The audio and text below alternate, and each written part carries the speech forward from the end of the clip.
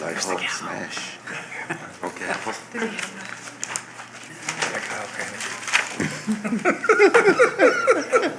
Look at her. It's okay, Carl. Someone took the gavel. Hear ye. Dun, dun, dun.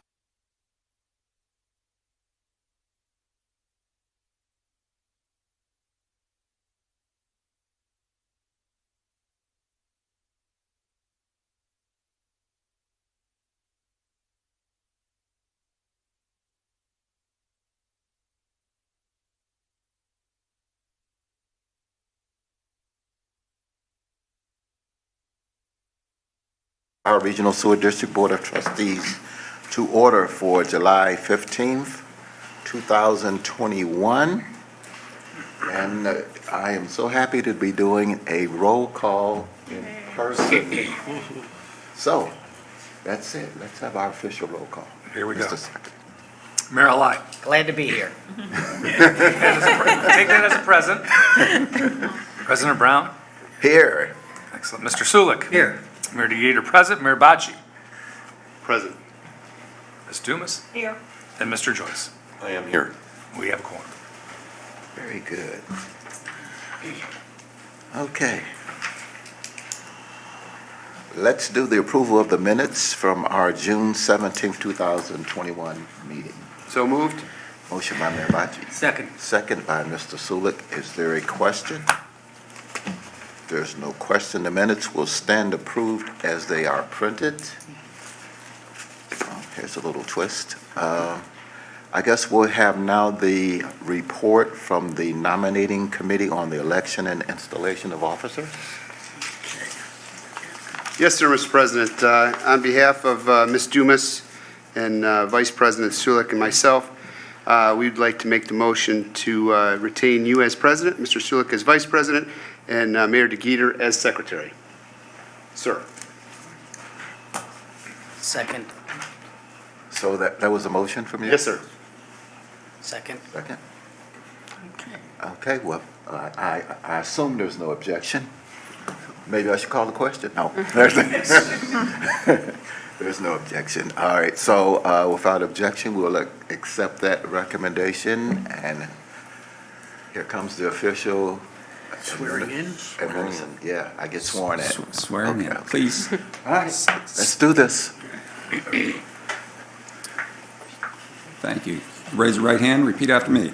I state your name. I, Darnell Brown, Do solemnly swear do solemnly swear that I will support that I will support the Constitution of the United States the Constitution of the United States and the Constitution of the State of Ohio, and the Constitution of the State of Ohio, and that I will and that I will faithfully, faithfully, honestly, honestly, and impartially and impartially discharge the duties discharge the duties of the officer of the office of Secretary of the Board of Trustees of the Board of Trustees of the Northeast Ohio Regional Sewer District of the Northeast Ohio Regional Sewer District during my continuance in said office. during my continuance in said office. Congratulations. Okay.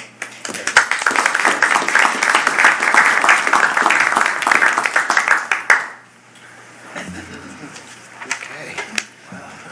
So that'll learn us, stay away for a year and see what happens, huh? And have an election.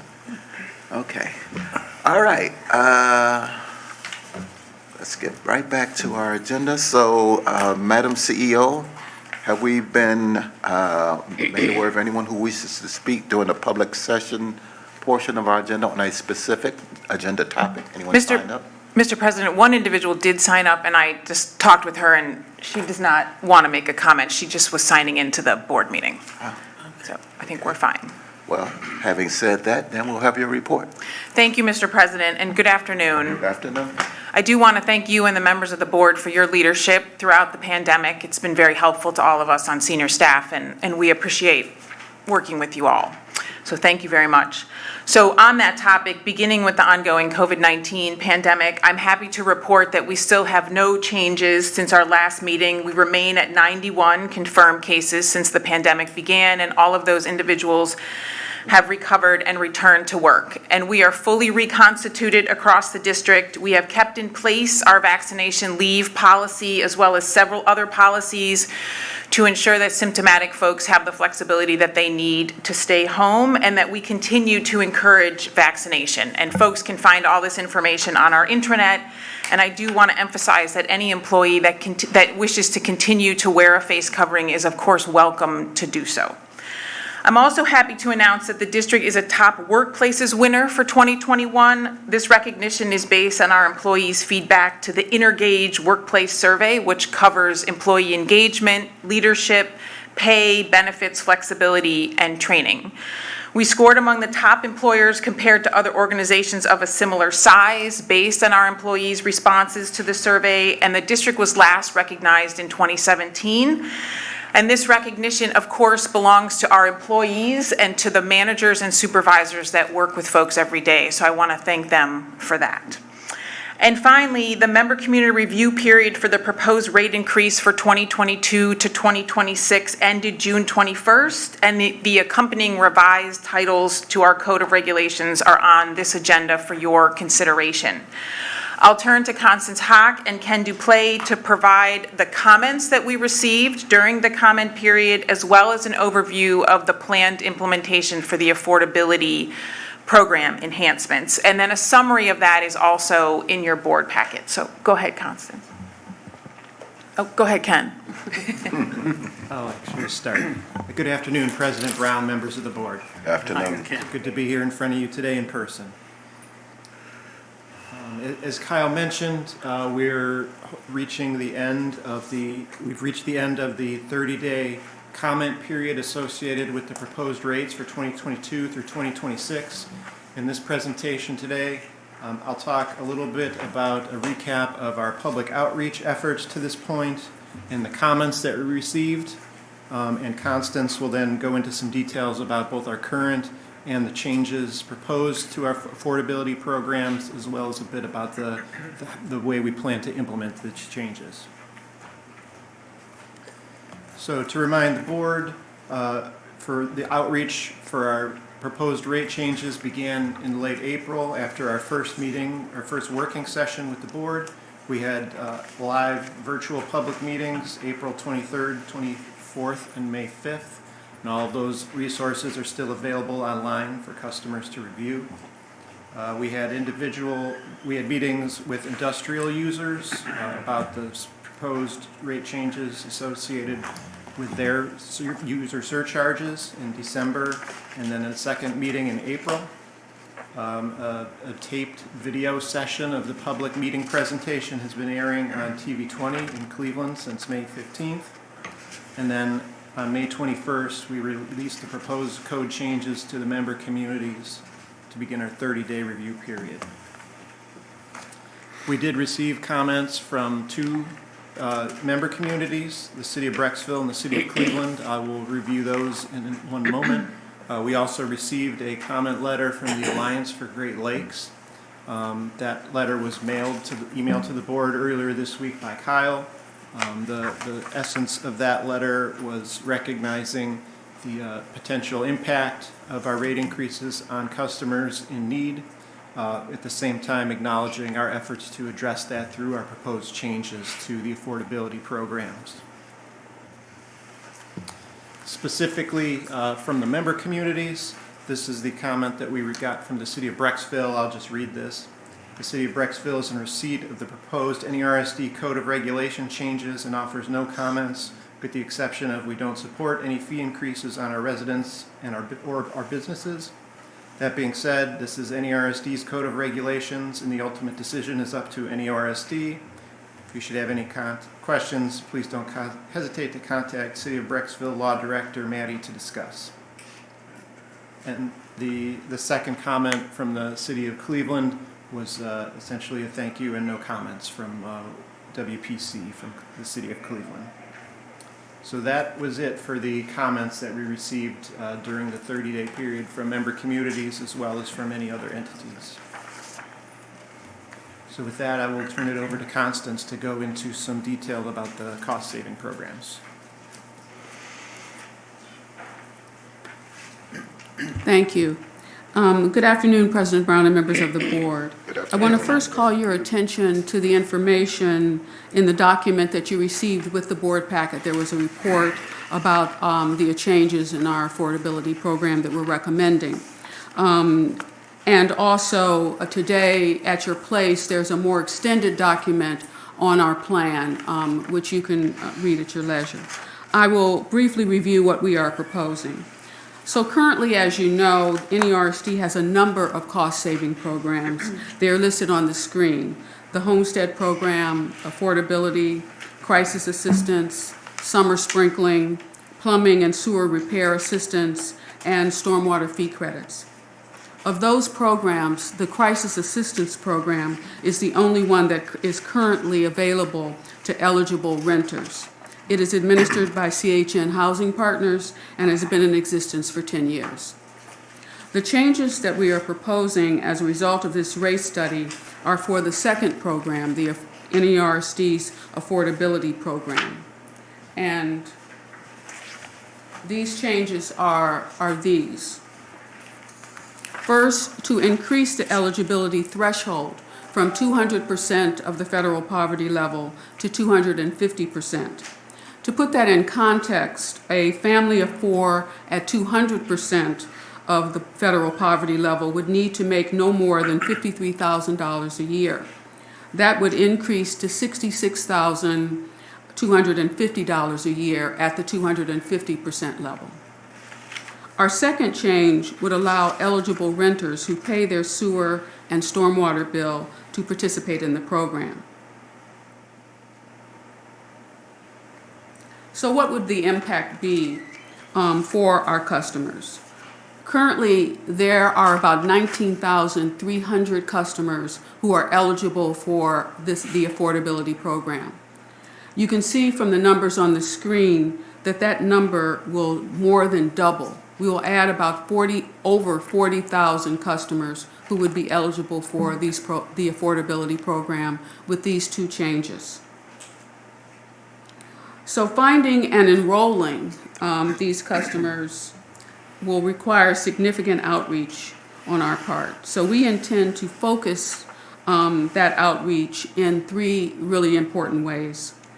One, working with partners like CHN Housing Partners, Step Forward, the county's Jobs and Family Services Department, all have direct access to the customers that would be eligible for our programs. So we intend to outreach and work very closely with those partners and others as we move forward with these programs.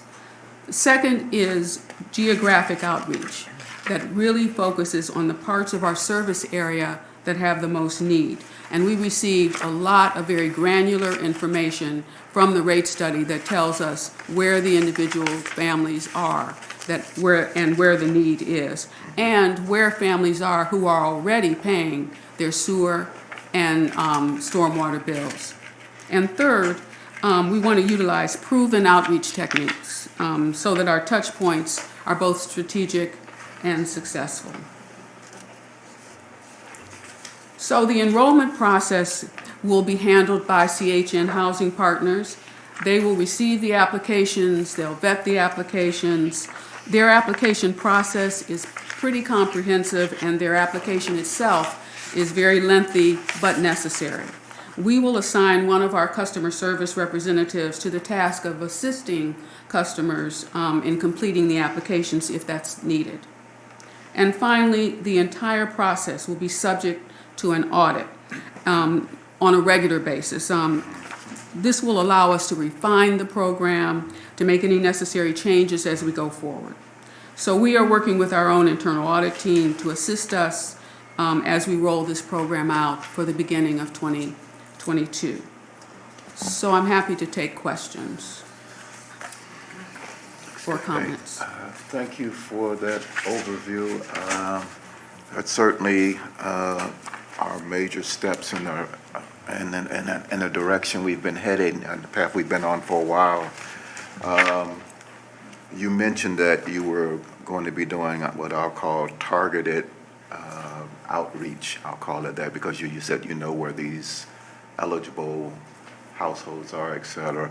It'd be helpful, I think, from our perspective, to maybe create some type of scorecard or ability to have an update on not only the how many are eligible, but what our success is over some period of maybe quarterly, so we can just see how our outreach is going, and which types of outreach are more effective than others. So you mentioned social media, ads, et cetera. So really getting an understanding of what that is. I think we've done a good job of really kind of doing the data mining to understand the universe of folks that are out there and even where they are, but now the ability to kind of understand the impact of getting people in, or what are the challenges or barriers that keep people from applying might be meaningful to know as well. So I just offer those as comments. Thank you. We would be happy to come back on a quarterly basis and update the board on how we're doing with the program. We also have instituted, just over the last 6 weeks, a survey in customer service, which asks any customer who calls about affordability where they heard about it. And the vast number of people hear about it from family members, neighbors, or friends. And so we know that part of our outreach is going to need to really be out there talking to customers and really having that face-to-face contact. But we're going to keep the survey going and kind of chronicle how we're moving through the process. And we'll be back to update the board.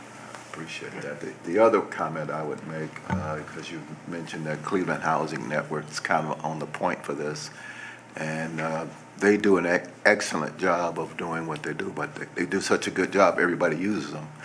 And so it kind of does raise the issue of making sure that they have the capacity to serve us as well as the others who are using them as a resource. I did believe I heard you mention something about an audit, so the ability to really kind of understand what's in the pipeline and kind of whether or not there's some inputs or outputs we can get from them in terms of, what's the volume, how long does it take for them to get folks through the program process, and any challenges that they might have, so that again, the issue is not one of whether or not we have a program, it's the ability to get people signed up, approved, and actualized in the program. So just trying to look at where the opportunities for us are to make sure that our oversight is at a level that folks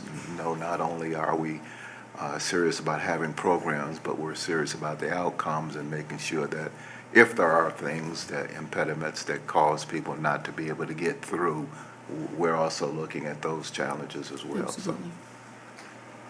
We meet with them regularly. We've increased the number of meetings that we have with them, and so we will definitely be monitoring the progress going forward. All right. Very good. Thank you. Thank you. Thank you, Ken. Thank you, Constance. President Brown, that's our report. All right, thank you. All right, let's go then to our action items.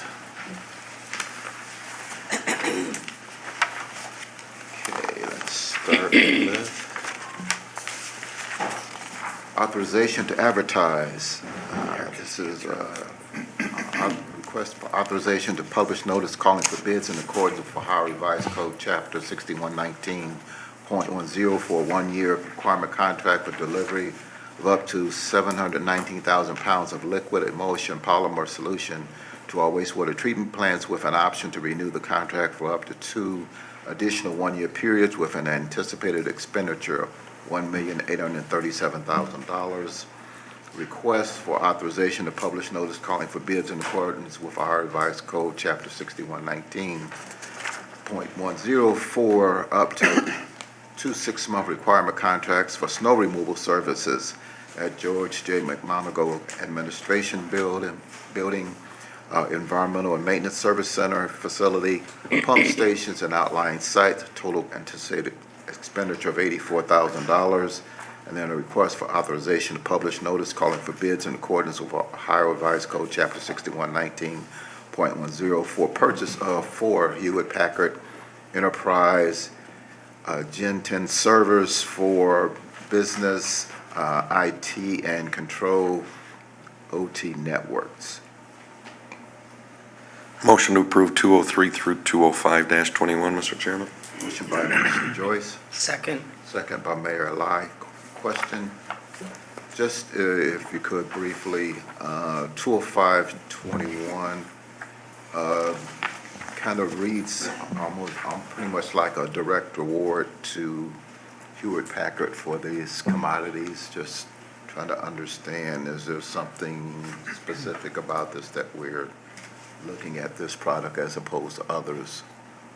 President Brown, members of the board, these are HP servers. It's the platform that we're selecting, but there are a number of resellers that could bid on these 4 servers.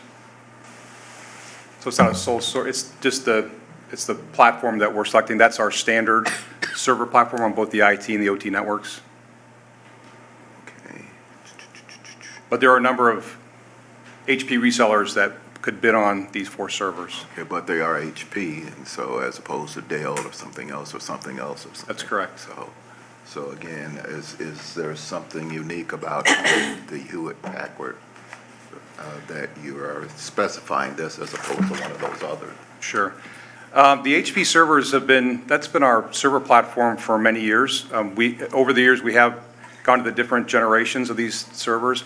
The reliability, interchangeability, the different tools we use, those have been the servers that have run the district's network, both on the IT and OT side. So I guess there hasn't been a need to look at another platform. These have performed well, and we get a lot of life out of these. The life cycle is pretty long.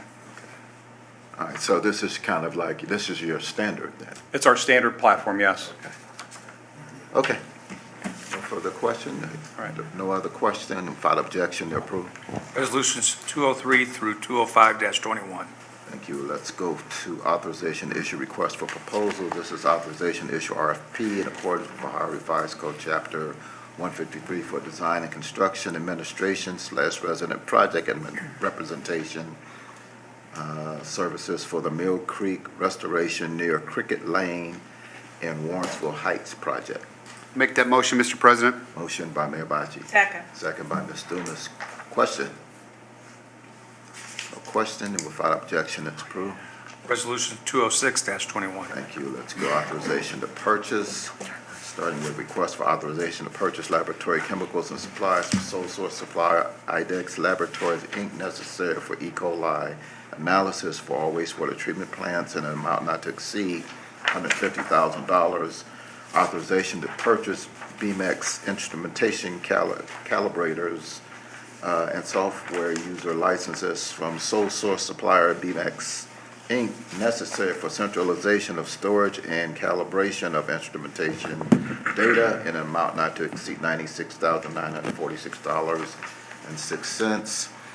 Request for authorization to purchase software maintenance and support services for StarTech Software LLC for District's Health and Safety Application EHS Insight for a period beginning July 23rd, 2021 through July 22nd, 2022, in an amount not to exceed $78,528. And then finally, request for authorization to purchase PC desktops, laptops, monitors, and accessories from Dell Marketing LP under State of Ohio Cooperative Purchasing Program necessary for the replacement of older systems and to fulfill new hardware requests in an amount not to exceed $322,940.42. Move to adopt 207 through 210-21. Motion by Mr. Sulik. Second. I'll take Mayor Elias the second. Question? There's no question, then without objection, they're approved. Resolutions 207 through 210-21. Thank you. Let's go. Authorization to enter into agreement, starting with request for authorization to enter into a professional service agreement with Mott McDonald for the Southerly Tunnel and Consolidation Project in an amount not to exceed $19,949,672.17. request for authorization to enter into a 3-year requirement contract, Western Reserve Pure Water, for the lease, preventive maintenance, and regular replacement of southerly renewable energy facilities, reverse osmosis, and portable deionization tanks for the water purification system in an amount not to exceed $229,320. And then a request for authorization to enter into a contract with ACL Services LTD, doing business as Galvanized, for the purchase of software and professional services under the Risk and Audit Management Software Acquisition and Implementation Project in an amount not to exceed $171,000. Move to adopt 211 through 21321. Jumped it. I jumped, didn't I? Ooh, okay, that's okay. So we take the Eric didn't, that's- Eric didn't say anything. Yeah, He did. we conferred it, it's okay. That's okay, we're good. They were thinking it, though. They were thinking it. You think he? Okay. I will second. He's watching me, I can't tell. All right, second by Mayor Eli. All right, so let's do it. I'll take them separately. Okay. Make up for my, Move to adopt 21121. thank you. That's good. Like, we're doing a do-over, in case you all didn't know. Okay. Mr. Sulik just gave me the motion for 221121. In my second. Mayor Eli is the second. Okay, let's do that. Okay, question? You know I have a question. All right. So we got 2 proposals on almost $20 million worth of design work, and I'm just kind of wondering, See where it's going. well, that, and why just 2? Good afternoon, President Brown, members of the board. Good to see you. Yes, we did receive 2 proposals on this project, which is actually typical for some of our larger contracts, as the consultants do team and even put together joint ventures to strengthen their teams and the resources available to them. And so although we only received 2 proposals, each of those proposals had multiple consultants on them, national, regional, and from the local level. So very typical, especially on these large tunnel design projects. Because as you mentioned, it's $20 million of work, so obviously a lot of effort that takes a lot of resources and expertise. Well, I think it's that, and then generally, at some point in time, we're also doing, construction management, et cetera, which could turn into some additional dollars. So I'm just always kind of struck by when we get a few. But as you said, they're teaming on this project at this point in time. The actual estimate for the construction is what? At this point in time, it's about $325 million for the construction of this large tunnel system. We do believe that will come down, at least that's what my staff tells me, so we hope to see a lot of VE on this job. Okay. All right, no other questions? All right, and without objection, it is approved. Resolution 211-21. Thank you. And then we'll take 212 and 213, which I've already read, authorization to enter into contract. Move to adopt 212 and 21321. Motion by Mr. Sulik, Second. second by Mayor Eli. Question? A question, and without objection, they're approved. Resolution 212 and 213-21. Thank you very much. Let's go authorization of contract modification. One of those. Let's go. This is authorizing final adjusting change order for contract number 2003325 with Mara Services, Inc. for the Westerly Grading and CSOTF system washdown replacement project by decreasing the contract amount by $143,240, thereby bringing the total contract amount to $943,156.40. Motion to approve 214-21. Motion by Mr. Joyce. Second. Second by Ms. Dumas. Question? No question, without objection, it's approved. Resolution 214-21. Thank you very much.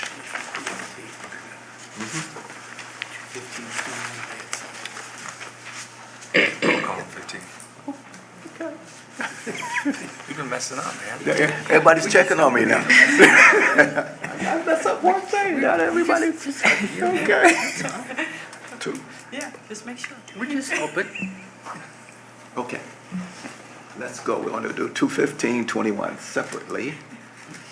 This is for authorization to acquire 2 permanent stormwater easements at properties known as permanent parcel number 58108-057 and permanent parcel number 58108-063, located on Twin Oaks Drive in the city of Broadview Heights, owned by the city of Broadview Heights, necessary for the construction and maintenance of Chippewa Creek Flood Reduction Project near Echo Lane with consideration of $1. Move to adopt 215-21. Second? Motion by Ms. Dumas, second by Mayor Bocci. Is there a question? No question. I'll ask for a roll call, please. President Brown, Yes. Mr. Sulik, Yes. Mayor DeGeeter, yes. Mayor Bocci, Yes. Ms. Dumas, Yes. Mr. Joyce, Yes. Mayor Alai. Abstain. Motion passes. Thank you.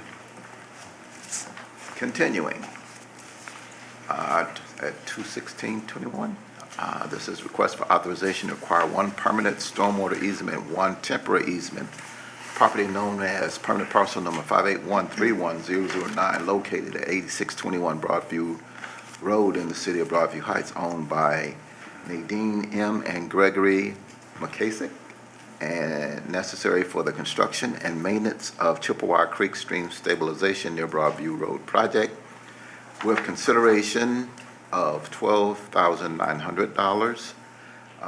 Also request for authorization to acquire 1 waterline easement at property known as permanent parcel number 601350003, located at 8803 Brecksville Road, City of Brecksville, owned by Millside Shopping Center LLC, necessary for construction and maintenance of Chippewa Creek Bank Stabilization Route 21 Brecksville project, total consideration of $1. And let's see, and I think that's one, got one more.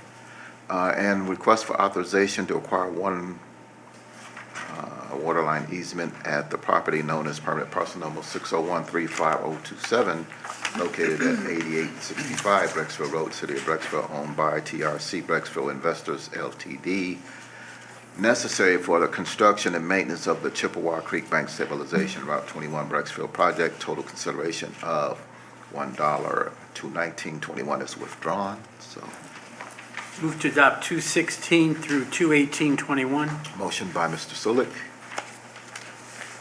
Second. I'll take Ms. Dumas as a second. Question? Question without objection, they are approved. Resolutions 216 through 218-21. Thank you. Let's do sewer use code matters. This is adopting the findings of the hearing officer with regard to sewer count of Edward Trusnick, sewer district hearing number 21-003, that the customer receive a sewer use charge adjustment of total amount of $2,259.32. Make the motion, Mr. President. Motion by Mayor Bocci, Second. second by Mr. Sulik. Question? No question, without objection, it's approved. Resolution 220-21. Thank you very much. Let's go authorization to adopt. This is adopting revisions to Title I, II, and V of the district's Code of Regulations, including sewer and stormwater rate adjustments for years 2022 through 2026, as reflected in Titles I and V respectively, and several other changes to Title I and II unrelated to rates, all as presented. Move to adopt 221-21. Motion by Mr. Sulik, Second. second by Mayor Alai. Is there a question? We need some, well, I'm sure there'll be some comment on this. We provided the comment during my board report, President Brown, but we're happy to answer any other questions that folks may have. Okay, questions? Well, I'll just not necessarily make a question, but just to say that we've been in this process for a while. That we started, obviously, at a much more significant, I'll say, rate structure to begin with. We got down to a point where we thought we could do the business of the day-to-day operations of this utility in a way that allowed us to carry out the programming, maintain our compliance with the federal government in terms of our CSO long-term program, and all at the same time take a good look at industrial service and compliance issues and challenges, listening and getting input from the business community, making recommendations to appropriately address those concerns and make recommendations to move forward.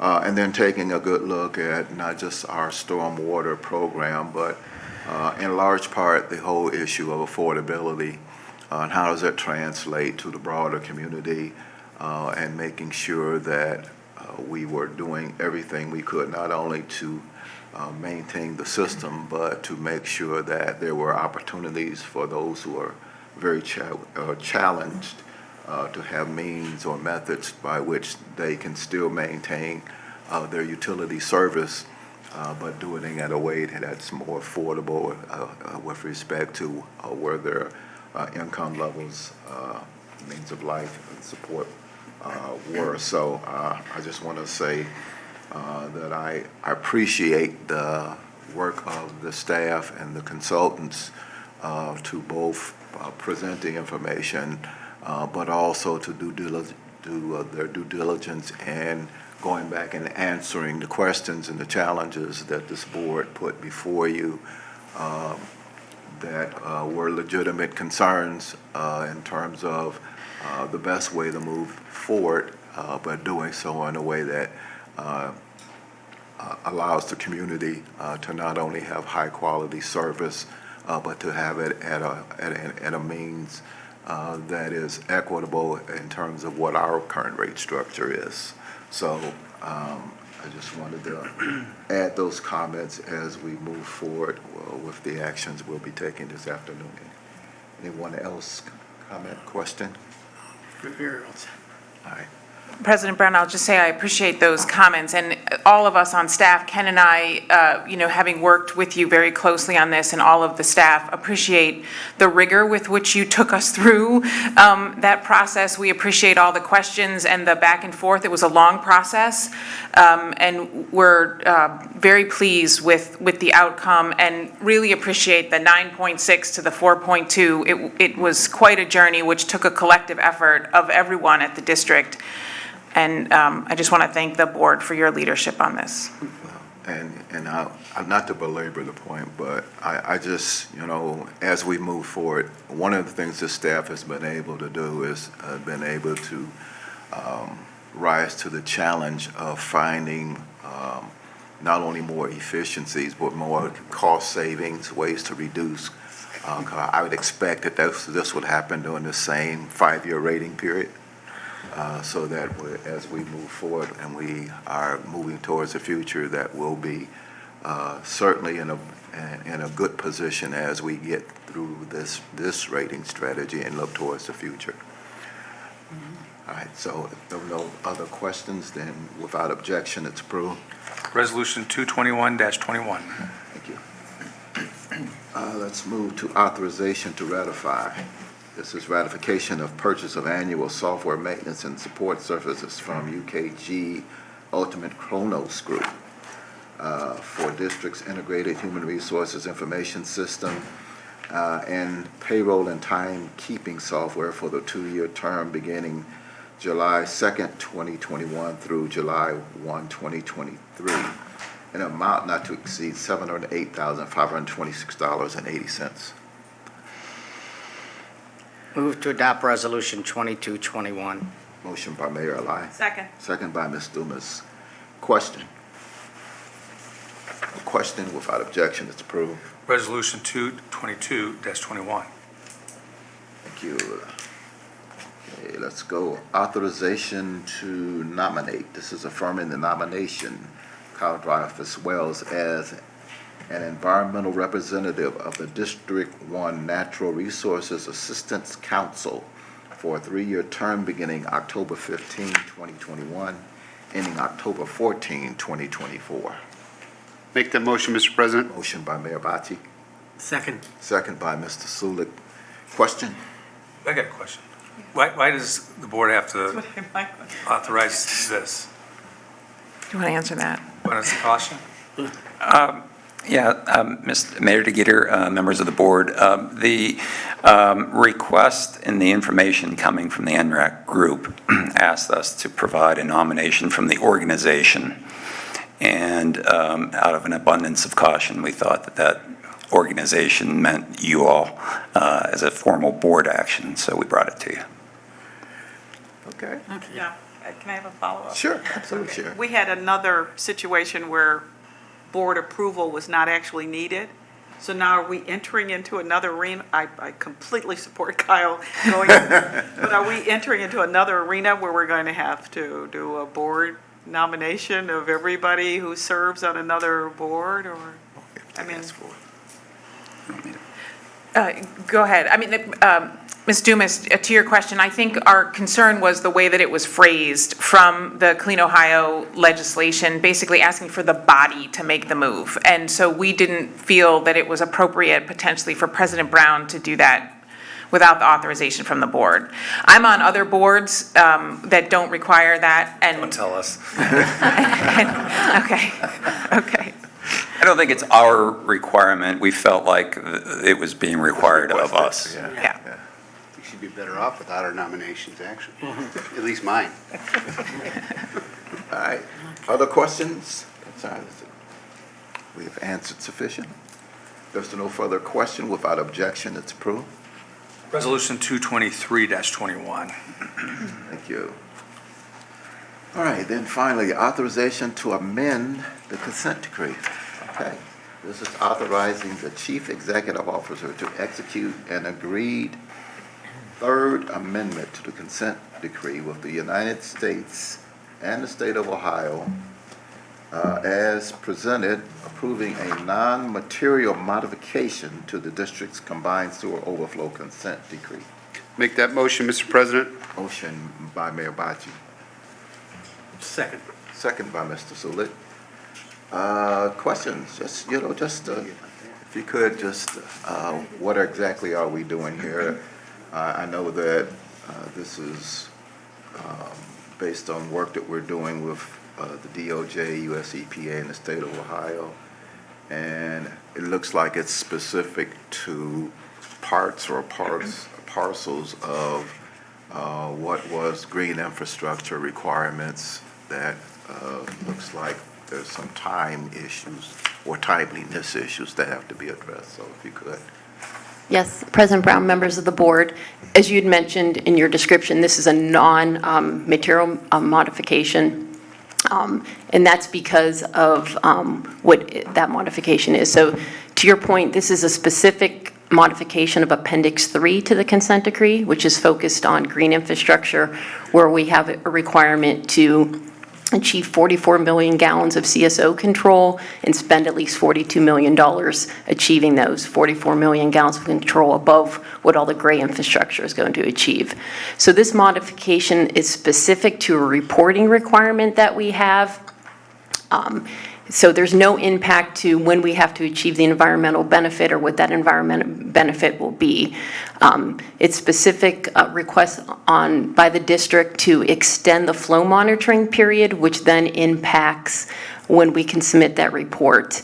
And the reason we asked for that extension for the flow monitoring period because we wanted to get more better information as the gray infrastructure comes online. It impacts how the green infrastructure performs. So we were able to demonstrate to EPA that it was beneficial to extend that flow monitoring period. So we do have a 6-month delay in submitting that performance report, but there's no impact to any of the subsequent milestones associated with Appendix 3. So all those stay in place. So we'll be submitting that performance report in early January of 2022, and at the same time, based on what the performance report shows us, we'll be submitting our corrective action plan. So everything else stays on schedule. Okay. All right, thank you for that explanation. There were no other questions. Without objection, it's approved. Resolution 224-21. Thank you. That does conclude our action items. It does. All right, let's move to information items. We have our program management status report. Good afternoon. Good afternoon. So believe it or not, this is the mid-year update on the capital improvement program for 2021.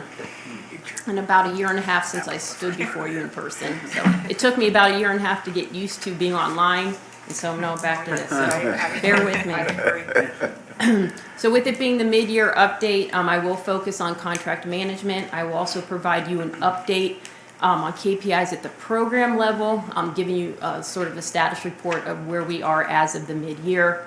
And then I'll wrap it up with an update on Project Clean Lake. So looking first at contract management, we are currently managing 97 active contracts. The value amount of those contracts is just over $1.27 billion. So looking at that cost breakdown first by phase, the majority of those contracts are in construction at $938 million. We also have $304 million in design level contracts, and then $30 million, the remaining $30 million in planning level contracts. By location, the majority of the projects are focused on the collection system, which is not surprising with Project Clean Lake at $968 million. We also have $180 million on projects focused on just the plants, and then the remaining $124 million are in the category of district-wide. So looking at our activity as it relates to the first half of 2021 at a very high level, we did issue 2 requests for proposals for professional services, and we also had 1 professional service award that totaled $3.2 million, as well as 6 construction awards. The total amount of those awards came in at $223.9 million. Of note there was the award of the construction of the Shoreline Storage Tunnel project for $201.6 million, and the notice to proceed on that construction is actually scheduled for this coming Monday, July 19th. And then we also closed out 5 construction projects in the first half of the year. So looking ahead to the second half of the year and what the board can expect in regards to resolution requests coming from engineering construction, we do have 2 requests for proposals planned. We also have 4 professional service awards where the estimated award total of those are $38.2 million. This does include the contract that the board just approved today for about $20 million for the design of the Southerly Tunnel project. We also have 5 construction awards planned totaling about $50.7 million is the estimate. And then we also plan to close out 10 construction projects in the second half of the year. So moving on to our key performance indicators, the table here shows all of our key performance indicators that we have set in regards to our management and delivery of the capital improvement program. If you look to the far right columns, we have the goal column there that we have set around those KPIs, and then the last column there shows the where we stand as of the mid-year mark. Those shown in green are where we're meeting, exceeding, or tracking on our KPI, and then those shown in red are where we're falling short. No surprise to the board on cash flows. This is something I report out on a monthly basis. We closed the month of June at 73% of planned compared to our goal of 85%. On the bright side of things, we are tracking up. The previous 2 months, we closed out at 70% of planned. So 2 other KPIs that I wanted to highlight for the board are around our business opportunity program goals and our value engineering goals. So looking first at business opportunity program goals, again, this goal is set around any construction contract that closes in a given year. Through the first half, we have closed 5 construction contracts, as I mentioned. The final contract value of those projects came in at $45.48 million, with $9.65 million going to BOP firms for their work on those projects. This does equate to a BOP percentage of 21.21%, which did exceed the goal set on those 5 projects, which was 13.94% overall. Looking at cash flow, we don't have a KPI on this, but I did want to report out to the board where we are on cash flow as it relates to the BOP program. Our planned amount was 16.5 through the mid-year mark. Our actual came in at 20.8 million. And just to give you some perspective, on the overall CIP program, we've paid out about 59.3 million. So a good percentage went to BOP firms in 2021 as of the current date. So moving on to our value engineering savings, we did set a KPI goal for 2021 for $8 million. At the halfway mark, we are tracking at $4 million, including $3 million of VE savings on the Shoreline consolidation and relief sewer. In the design of that project, we were able to eliminate approximately 1,600 linear feet of new planned sewer in favor of relining an existing sewer. So in addition to those cost savings, we will also avoid any risks that we have when we do any underground construction as it relates to utility conflicts. So potentially more cost savings there. And of course, we also reduce the impacts to traffic during construction. Also of note is the $1 million savings on the design of the Pearl and Jennings Road storage tanks and pump station upgrades project. This was a design optimization where we used some existing infrastructure, specifically 2 force mains associated with the existing Jennings Road pump station. One of those was abandoned in place. The other force main is obviously being used for the pump station itself. With this optimization, we're actually going to rehab the force main that was abandoned in place, and that will actually become the force main that we're using for the pump station. And then the force main that is currently being used for the pump station is actually going to be used to water the new CSO storage tank, which is part of this project. And by doing this, we eliminate the total length of force main that is required to dewater the new storage tank to a gravity sewer by about 2,300 linear feet. And so with that, moving on to Project Clean Lake update. To date, we have completed 36 projects in total of the 79 that are planned. We are currently managing 30 active projects.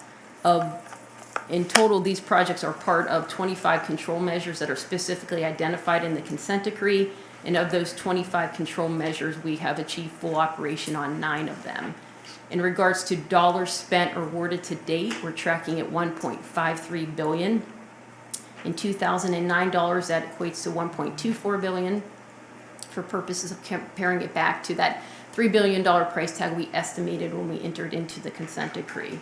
VE savings specific to the Project Clean Lake, and these are actually realized VE savings against that $3 billion price tag, we're tracking at $465 million.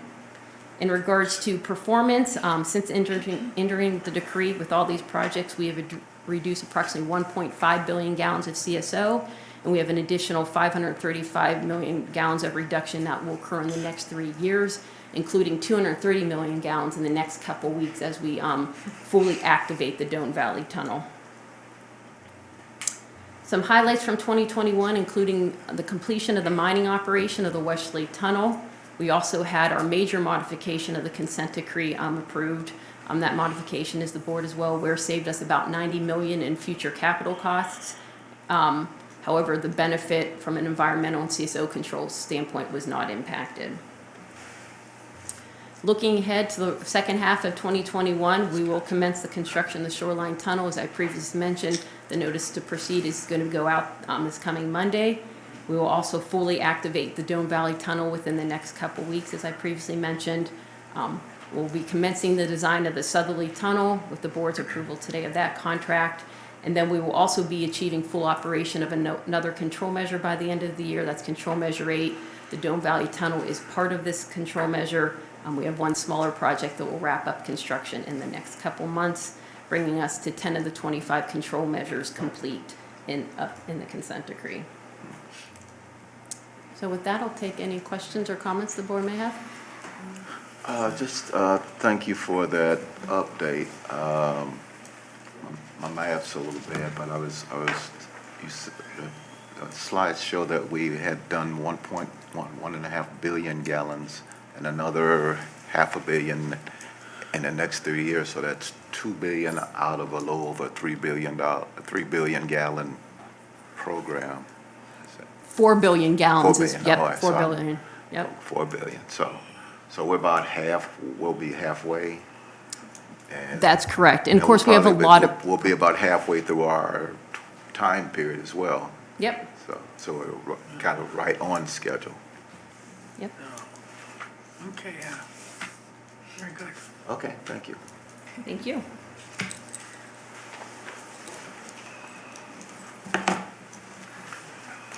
Okay. Interesting.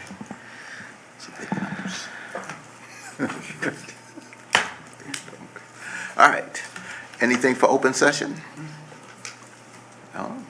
Okay. Public session, Madam CEO, anybody sign up to speak during the public session portion of our agenda on any subject matter? They have not, Mr. President.